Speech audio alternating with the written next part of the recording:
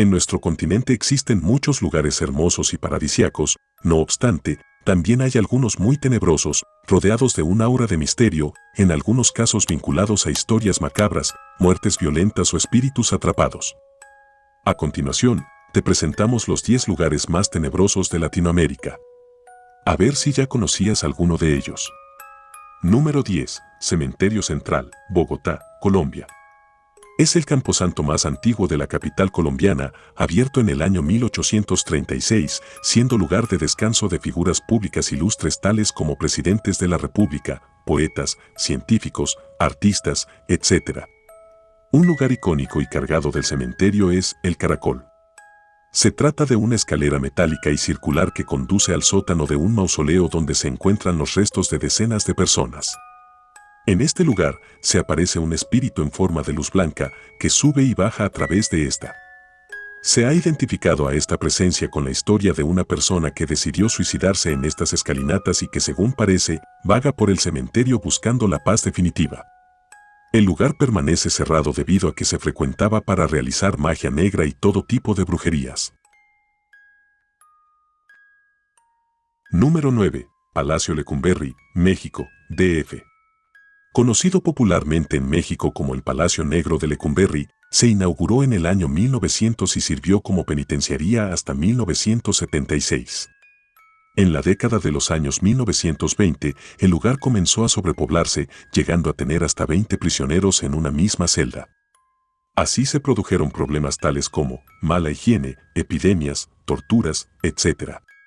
El Palacio de Lecumberri también recibió a presos políticos, críticos del gobierno e incluso a cantantes. Entre ellos, Alberto Aguilera Valadez, mejor conocido como Juan Gabriel, quien fue acusado de robo a finales de los años 60. Finalmente, en 1982, el palacio volvió a abrir sus puertas, utilizado esta vez como la nueva sede del Archivo General de la Nación. En el Palacio de Lecumberri se dice que hay fantasmas que habitan el recinto desde que era una prisión. Una de las leyendas más famosas de la antigua penitenciaría es la historia de Jacinto, un fantasma que se le apareció a un antiguo intendente del turno nocturno. Mientras éste hacía el aseo habitual del lugar, escuchó que alguien respiraba a sus espaldas. Cuando volteó, observó a un hombre de aspecto muy demacrado que esperaba en una silla. El intendente, lleno de miedo, se acercó al hombre y le preguntó cómo había entrado y qué buscaba, a lo que el hombre contestó: otra vez no vino Amalia.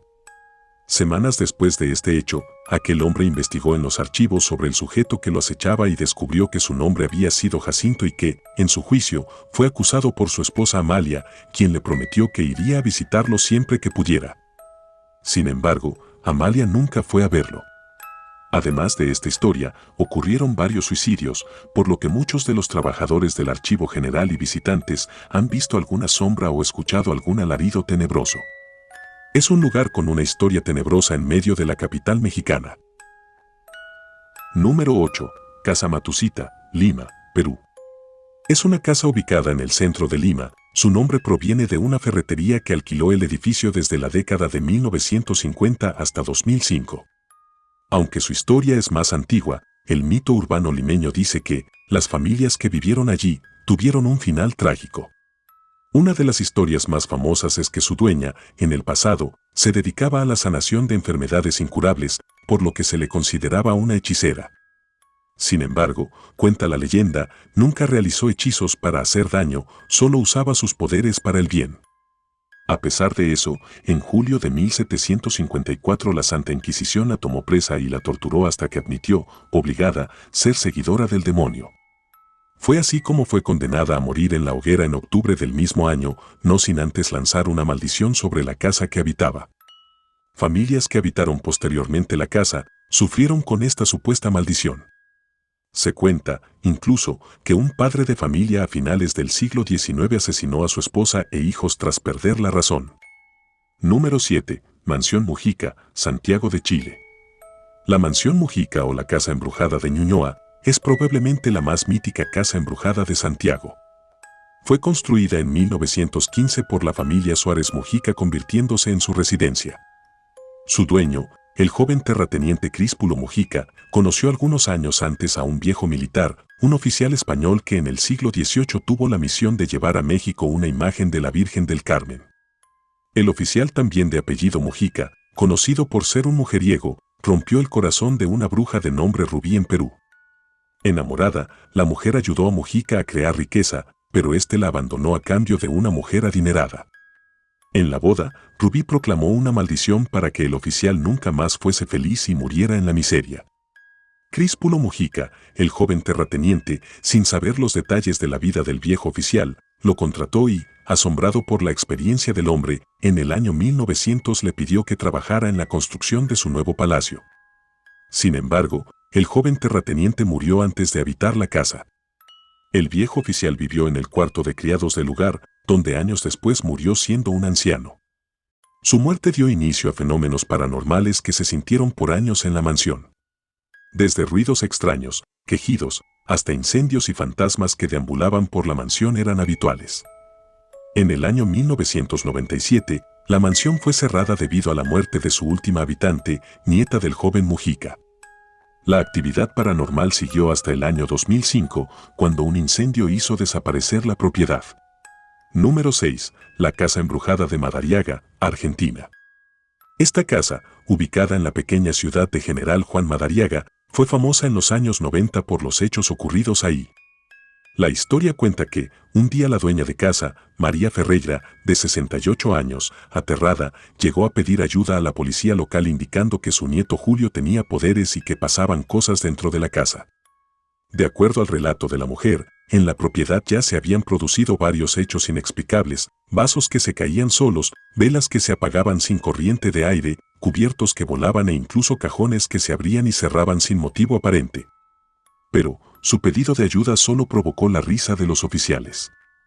Sin embargo, los extraños sucesos siguieron ocurriendo a tal punto que, 2 días más tarde, una multitud se congregó en la puerta de la casa para presenciar el fenómeno con sus propios ojos. Con cierto escepticismo, las autoridades se vieron obligadas a investigar.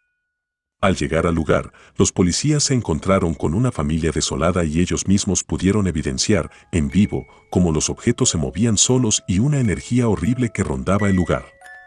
Luego de aquello, la familia recibió a parapsicólogos, sacerdotes y una quiromántica para que limpiaran el lugar, quienes, al ser entrevistados, indicaron que se trataba de un fenómeno llamado poltergeist. Hoy en día la casa se mantiene habitada y oculta de los curiosos. Número 5. Sanatorio Durán, Costa Rica.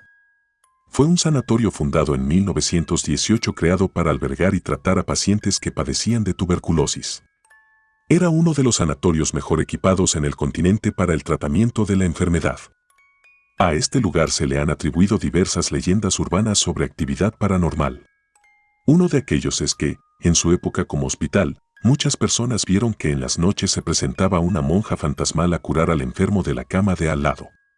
Otra leyenda habla de que por el sanatorio se empezó a correr el rumor que, por las noches frías y oscuras, en medio de los quejidos de los enfermos, se aparecían por los pasillos 2 religiosas fantasmas, quienes llegaban a cuidar y dar alivio a los hospitalizados.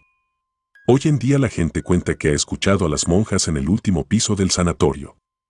Además, dicen haber visto 2 figuras, como sombras de pie al lado de las gradas o en uno de los pequeños cuartos que están ahí. Número 4.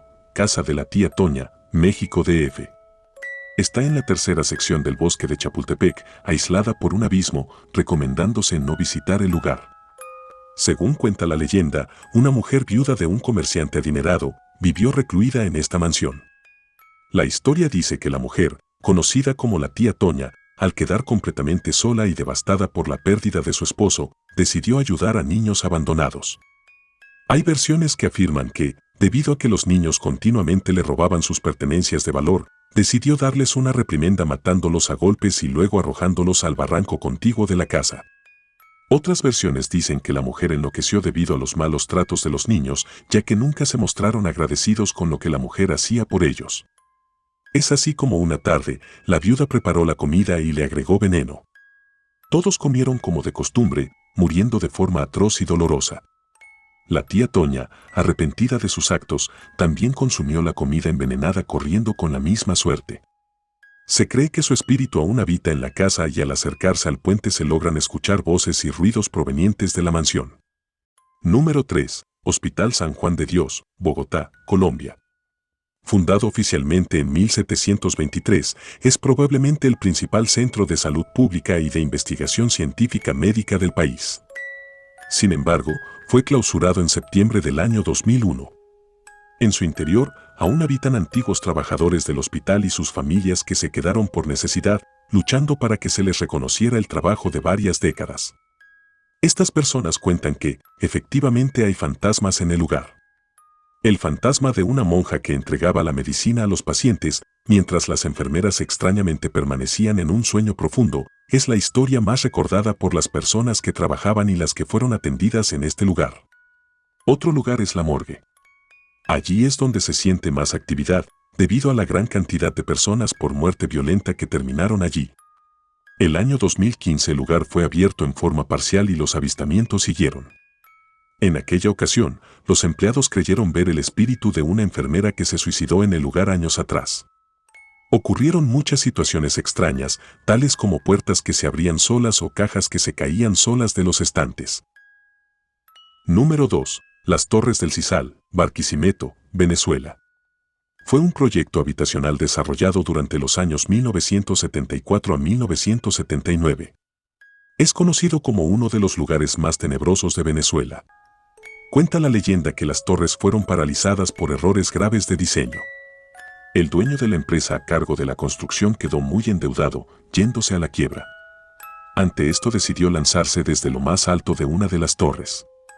A partir de ese hecho, muchas más personas han escogido lo alto del lugar para suicidarse, bien sea por razones económicas o de otro tipo.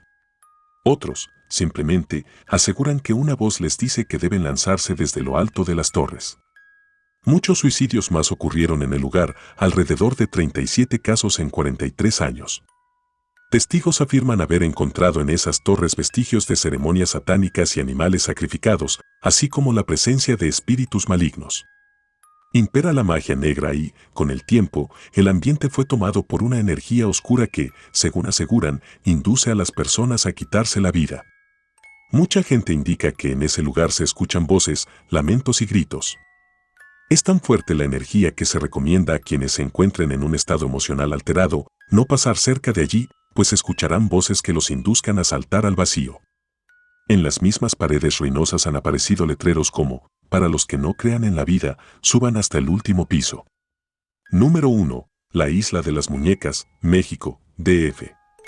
El primer lugar de la lista está ubicado también en el Distrito Federal, más en específico en los canales de Xochimilco, muy cerca del centro de la capital mexicana. A lo largo de los años 50, este lugar se ha formado una siniestra reputación.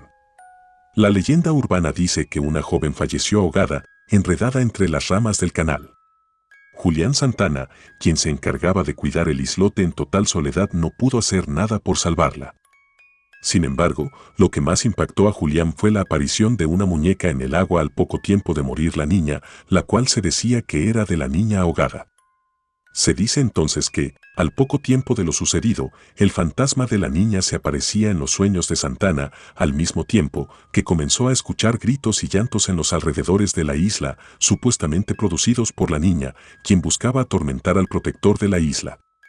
Atemorizado, comenzó a coleccionar macabras muñecas que encontraba por allí, con la idea de que éstas ahuyentarían el alma de la joven fallecida.